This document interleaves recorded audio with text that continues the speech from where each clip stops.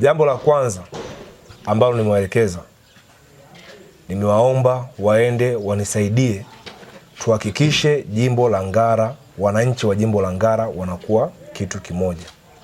Twende tukahakikishe wananchi wa jimbo la Ngara wanakuwa ni wamoja.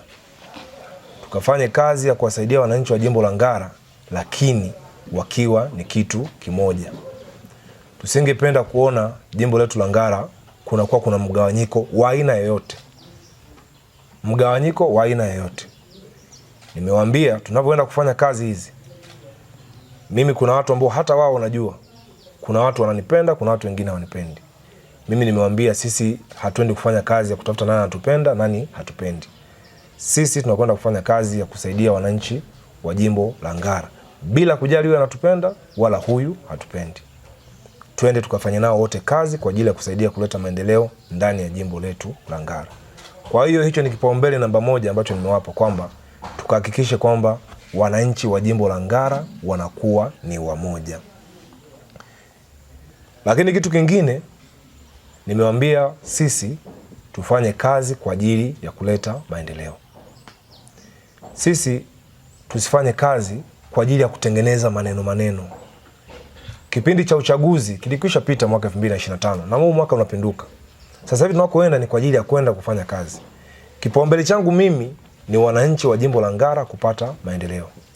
Sasa ili wananchi wa jimbo la Ngara wapate maendeleo, lazima tufanye kazi kwa kufikiria kwamba maendeleo ndiyo kipaumbele chetu. Tusiende kutengeneza makundi kwamba huyu tufanye naye kazi, huyu tusifanye naye kazi. Diwani huyu tufanye naye kazi, diwani huyu tusifanye naye kazi. Hapana. Wananchi wote wa jimbo la Ngara wamenipa mkataba wa kuwa mwakilishi wao ndani ya kipindi cha miaka 5. Kwa sababu lengo ni kuwatumikia wananchi. Na wao watukubali sasa. Unajua tusitathminiane kwa kuangaliana kwa macho. Kwamba huyu Sudi ataweza. Tuangalie matendo. Na matendo ni yangu mimi na wewe unanitazama na unanisikiliza. Kwa sababu tusiposhirikiana, Ngara tutaendelea kulaumiana na hatutakwenda popote. Na sisi kama chama, kwa sababu wewe ni mbunge kwa tiketi ya CCM, yapo tutakayokuwa tukiona hapana, tutakushauri kwamba hapa hapana, fanya 1 2 3. Yapo ambayo tutakusapoti 100% kuhakikisha kiu ya Wanangara inatimizwa.